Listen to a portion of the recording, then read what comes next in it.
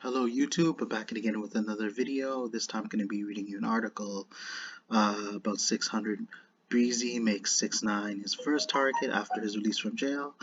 I will be able to share my thoughts while reading you this article. So take your time, relax, enjoy, and let's enjoy. So he clearly, 600 Breezy just completed his recent stint in jail and he's already pointing his finger at 6ix9ine for landing him in prison. Yeah, this is what happens, bro.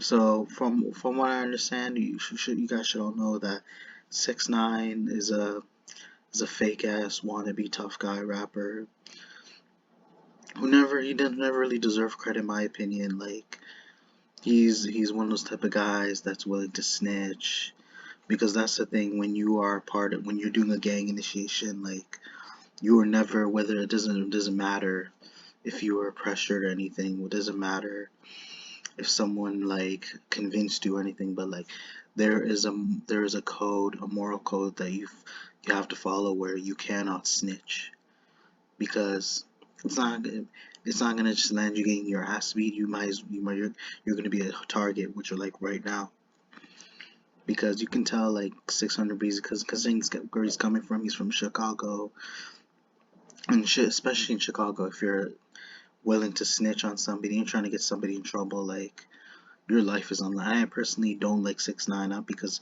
I'm trying to kiss other people's ass. From what I recall, like and his previous mishaps, his previous actions, he's been caught in a lot of controversy.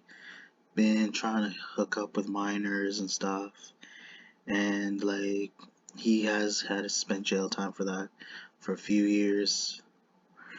Consent and like people only like him because of the fact that he is white, and I apologize.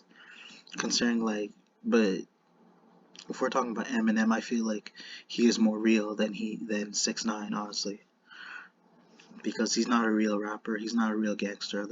It just shows how much of a fake he truly is, and yeah, there's a code you have to stick by if you want to be labeled as that person, if you want to be labeled as a OG, or not even OG, like you want to be labeled as hood, or like where, depending where you're coming from. If you're in the suburbs, like that's just my thoughts. Again, I'm mumbling, so I'm gonna continue reading.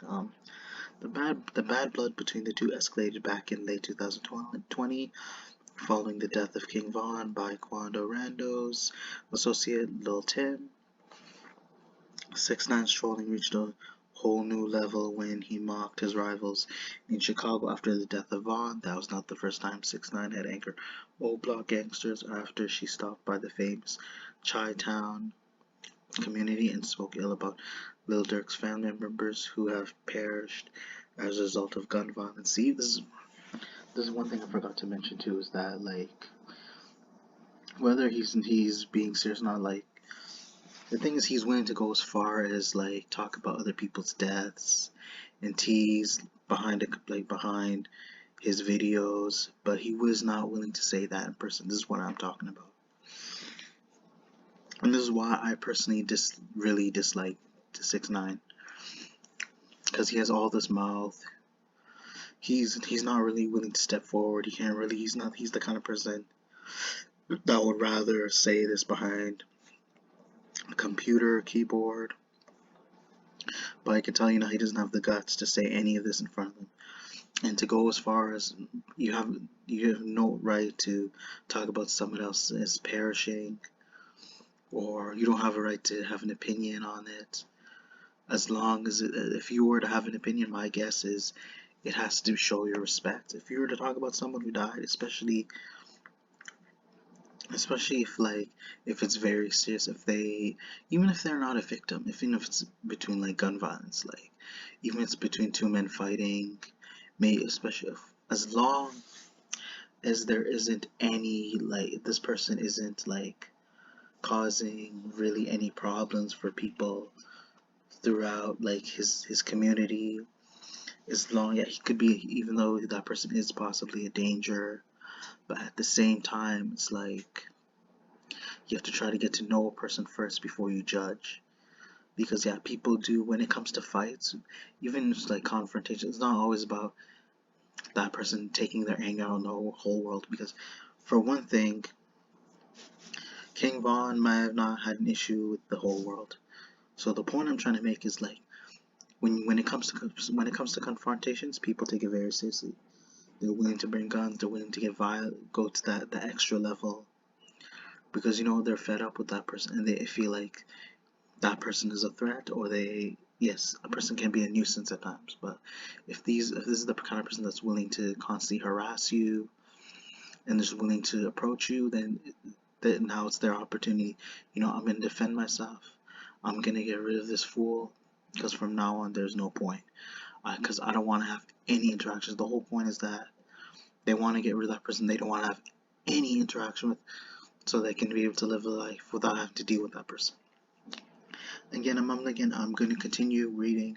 Like I said, the trolling of Vaughn's death was enough for Breezy to go off on the Gummo rapper on social media, insisting that he had crossed the line with his antics and need to be taught a lesson, which clearly he has a habit of. In a video clip posted on DJ Academic's Instagram page in 2021, a heated 600Breezy was heard saying that regardless of where 6ix9ine was, he would eventually get to him. So yeah, even though yes, 600Breezy is considering his net worth 700,000, like considering, like, you probably think why he's at that level, like, but you're wondering, yeah, you would think he's the instigator. I can understand where you look at him, we see him as the instigator because he's gonna be his first target. 6ix9ine's about to be his first target. He's gonna confront him. He's gonna deal with him. But like, people will look at him as the aggressor, which he clearly is, or that he's the one starting fights. But like, if we look at both sides, like, they're both at fault, because for all we know, we don't know. I can't really say I know them personally, but like, if it's most like these two simply going beefing at each other, like, I'm sure he knows that 6ix9ine is one of those guys, like, who just doesn't mainly talk, and the only time he feels comfortable is because unless he has boys around him. So the reason why 600Breezy is willing to go after him, because he just has a mouth. He has a mouth that doesn't stop, doesn't know when to shut up, and he's willing to say all this nonsense and then talk about people that he doesn't know. So basically, what 600Breezy is trying to say is that you're talking about somebody you don't know personally.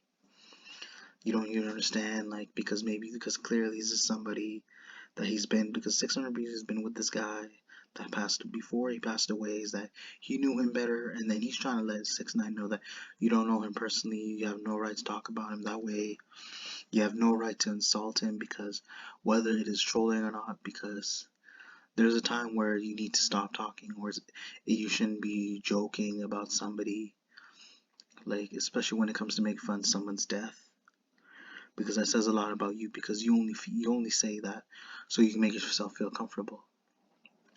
But in real life, there are times where it is unnecessary. So he's saying what he's doing is unnecessary, and if he doesn't quit, then there's going to be a serious problem later in the future, and then he has no choice but to confront him. He wants to deal with him man to man. And eventually, I'm going to talk about what's going on right now. So nobody don't say nothing to me. I'm a grown nigga. Fuck you talking about. The man steady mentioning my dead homie nigga. See, this is what I was talking about. And you niggas sitting around not saying nothing. None of that. He ain't no federal nothing. He got security guards, nigga, but that money gonna run. I'm gonna see you, nigga. The post received over 1.3 million views and no doubt was brought to the attention of the authorities, and with the spate of shootings taking place, they were not taking any chances. And you see this, like, I'm guessing this is what 600Breezy did, like, just to troll, like, because obviously, like, I think when cops see this, they're not going to take him seriously though, but like, because he's basically implying that the cops are rats, and and then at the same time, it's like, you are still bringing this to the attention of the authorities, because I personally, I would not share this conversation with viewers. I will not share this conversation with anybody else but myself. If I wanted to deal with 6ix9ine, if I'm in 600Breezy, let's be real, I would talk to man to man. I would come strapped just in case, but I'm not saying I am. So he should make sure if you have to be man enough. Like sometimes sharing it on the internet is not the best is not the best idea, because you can get other people involved, and then someone from that who's witnessing this, who's reading this, and they eventually get the authorities involved. Say, you know what, 600Breezy is about to attack this rapper 6ix9ine, and he's willing to show off his guns, and I have a feeling that he's in trouble. And they're gonna say, I think you should take this. I think you should take this into consideration and follow him and see what he's up to, and then maybe you can bring this fight to a stop, and you can somehow prevent the cause.